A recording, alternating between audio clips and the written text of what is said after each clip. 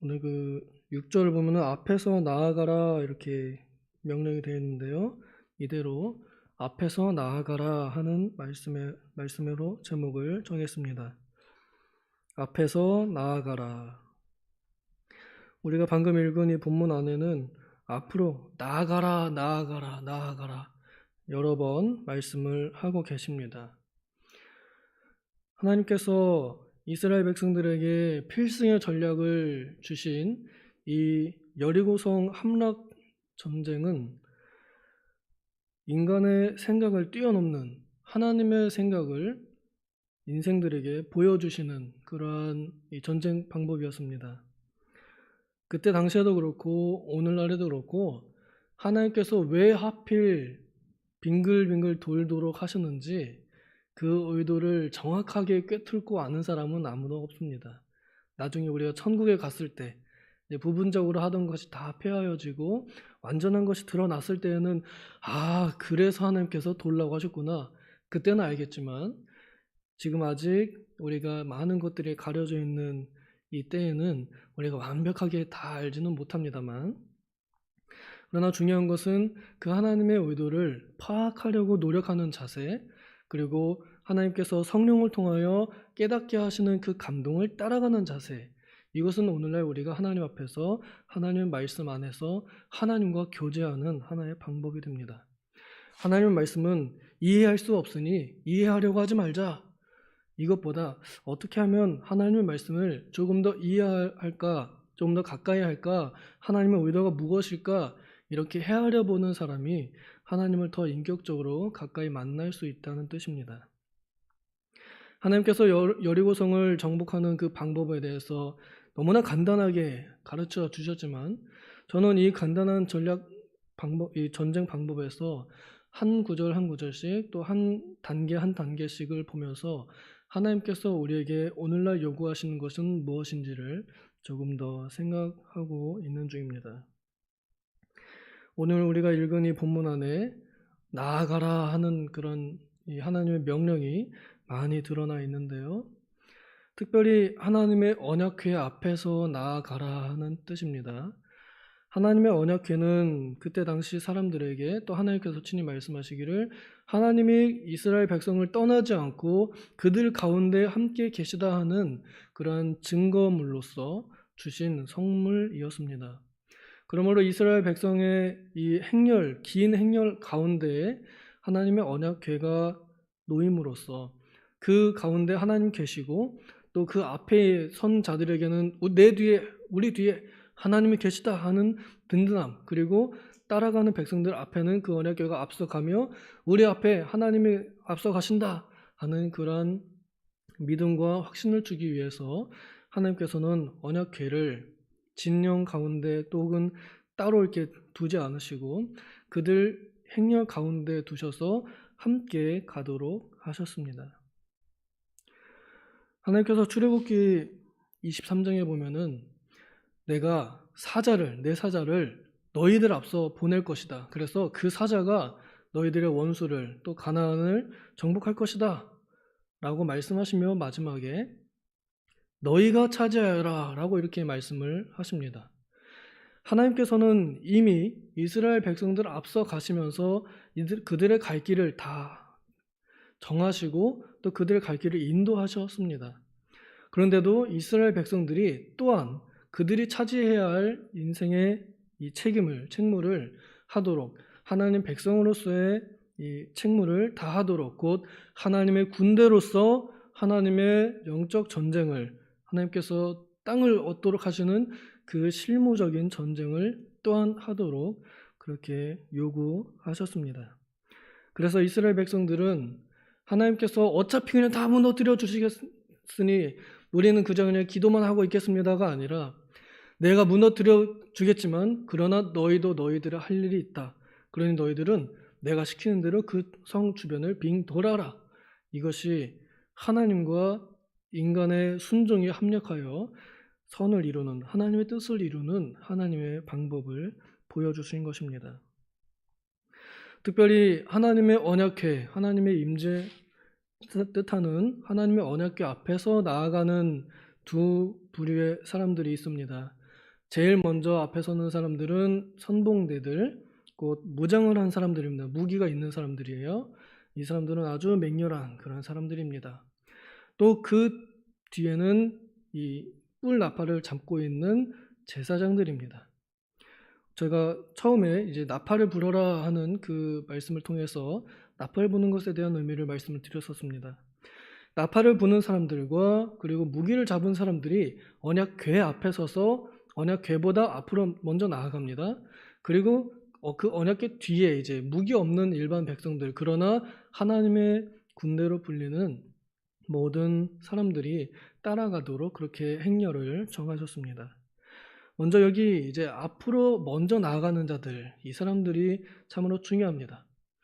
이 사람들은 본인들의 걸음을 걷지만 그러나 뒤에서 언약궤가 그 제사장들의 발걸음이 곧 그들의 발걸음이 됩니다. 뒤에 있는 언약궤가 따라오지 않으면 그 사람들 앞으로 못 나갑니다. 그리고 그 사람들이 나아가야 언약궤가 나아갈 공간이 나옵니다.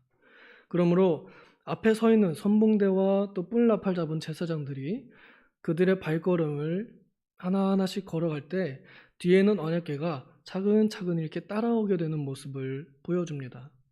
그런데 마치 이것은 하나님께서 그 선봉대, 어쩌면 두려울 수도 있겠습니다. 본인들이 먼저 가야 되거든요. 그 직접 가면 또 엄청나게 큰 성벽 앞에서 마음이 녹아내릴 수도 있습니다. 우리가 아무리 잡고 있는 이 무기가 정말 이거는 무기가 아니라 그냥 도구, 막대기다, 이렇게 여겨질 만큼 사기를 꺾는 그런 큰 성의 위험 앞에 마음이 많이 낙심될 수도 있겠습니다. 그러나 그들의 그 낙심될 마음은 뒤에 하나님께서 계시다 하는 그러한 이 든든함은 하나님께서 이들에게 나타내 보여주시는 것만 같습니다. 마치 이겁니다. 아들아, 너 먼저 한번 가봐라. 그러고서 그 아빠가 뒤에서 어깨를 딱 붙잡고 이렇게 밀고 가는 거예요. 이런 모습이 이스라엘 이 행렬 앞에 보여지게 되는 것입니다. 무기를 잡은 선봉대 군사들이 앞으로 나아갈 때 하나님의 언약궤와 그 뒤에서 함께 가는 그 모습이 오늘날 우리들에게도 똑같이 적용된다고 저는 생각합니다. 하나님께서 우리들을 홀로 사지로 내몰지 않으시고 우리 성도들이 어디에 있든지 항상 함께 계시겠다고 예수님께서도 친히 말씀하셨습니다. 그리고 눈에 보이지 않아도 우리를 재촉하시면서 우리를 붙잡아 주십니다. 우리 안에 계신 성령을 통하여 우리를 힘나게 만드십니다. 그렇기 때문에 우리가 할 수 있는, 또 해야 하는 것은 그저 당당하게 앞으로 그냥 나아가는 것, 이것밖에 없습니다. 여기에 뒤로 물러가라, 뒤로 물러가라. 하나님의 전법은 보통 뒤로 물러가라 하는 그런 명령 자체가 그렇게 많지 않습니다. 보통 대부분이 나아가라, 나아가라, 앞서가라, 달려가라, 진격하라입니다. 하나님의 뜻은 뒤로 물러가거나 혹은 그냥 그 자리에 머물러 있는 것을 원하지 않으시는 것 같습니다. 히브리서 10장 마지막 부분에도 보면 누구든지 뒤로 물러서면 내 마음이 그를 기뻐하지 않을 것이다 하고 말씀하셨습니다. 하나님께서는 이제 무기 든 자들, 좀 뭔가 더 많이 맡은 자들, 또 제사장들, 나팔 잡은 나팔수들, 이 사람들이 하나님의 언약궤 앞에 그리고 백성들 앞에 앞서서 먼저 나아가도록 하시며 많이 맡은 자들에게 조금 더 힘쓸 것을 명령하시고 요구하셨습니다.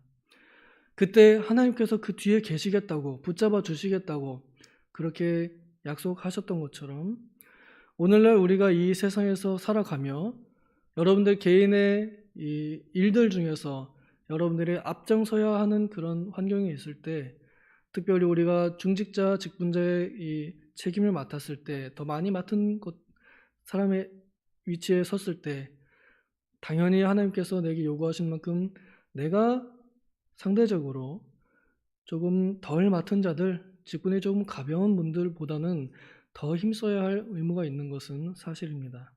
그러나 중요한 것은 하나님께서 나에게 너무 무리한 것을 요구하지 않는다는 것이고, 또 내가 할 수 있는 만큼 하면 된다는 말입니다. 이게 나오는 나팔수들 자기 한 일들 하는 겁니다. 그냥 나팔 뿔 불면서 그냥 앞으로 나아가는 것이고, 선봉대 무기 잡은 사람들도 그냥 무기 잡고 앞으로 나아가면 됩니다. 그리고 그 뒤에 따라오는 무기 없는 일반 백성들도 하나님의 군대로서 그 성이 무너졌을 때는 그 성으로 진격하여 올라갈 수 있는, 앞으로 나아갈 수 있는 그런 일이 주어지게 됩니다. 그러므로 하나님 앞에서 내가 어느 위치에 있든지 간에 나아가는 자세, 당당하게 나아가는 자세, 이것이 참으로 중요한 것 같습니다. 하나님께서는 그 사람의 손에 뭘 들고 있느냐를 보시는 것이 아니라 그 사람의 마음에 뭘 가지고 있느냐, 이걸 보시는 것 같습니다. 내가 잡고 있는 것이 칼이든 펜이든 뭐든 상관없습니다. 내 마음속에 뒤로 물러나지 않으려 하고 또 주저앉으려 하지 아니하고 오히려 하나님 앞에서 더욱더 당당하게 나아가고자 하는 마음을 가지는 사람들, 하나님께서는 그 사람들의 마음을 붙잡아 쓰시고 그 사람들의 마음을 붙잡아 그들을 더욱더 힘있게 하시고 그들에게 더 많이 맡겨 주심으로 더 많은 일들을 하도록 하십니다. 오늘날 누가 하나님 언약궤 앞에서 나아가는 자들인가?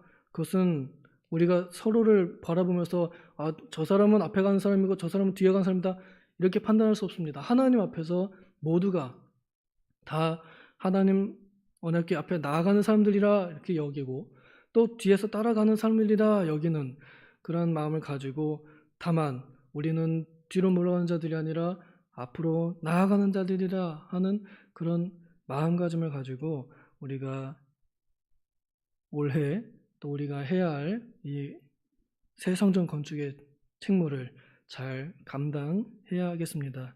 그때 하나님께서는 우리의 손을 통하여 하나님의 큰 역사를, 그래서 여리고 성벽이 와르르 무너지는 것처럼 우리가 안 돼요 못해요 라고 했던 그 모든 일들이 와르르 무너지는 하나님의 역사를, 하나님의 임재를 손수 체험하게 될 것입니다. 기도하겠습니다. 하나님 아버지, 우리의 등 뒤에서 우리가 어렵고 힘들 때 우리를 붙잡아 재촉하시고 또 등 밀어주시며 일어나라고, 걸으라고, 힘내라고 우리를 격려하시는 줄로 알고 믿고 또 감사드립니다. 그러나 주님, 우리는 늘 연약하여서 내 손에 들고 있는 것이 무엇인지를 그것을 봅니다.